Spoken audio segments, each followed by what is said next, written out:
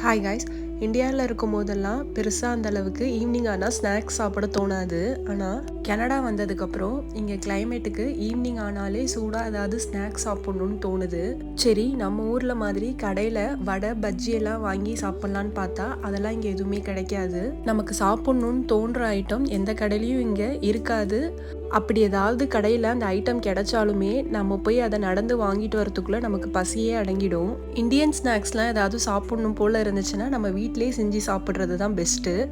டெய்லிக்கும் Indian snacks தான் செஞ்சு சாப்பிட்ற மாதிரி இருந்துச்சு. இன்றைக்கி கொஞ்சம் டிஃப்ரெண்ட்டாக பர்கர் ட்ரை பண்ணியிருந்தேன். வீட்டில் எப்போதுமே ஏதாவது நான்வெஜ் ஐட்டம் ஃப்ரிட்ஜில் ஸ்டோர் பண்ணி வச்சுருப்பேன். இன்றைக்கி சிக்கன் இருந்துச்சு.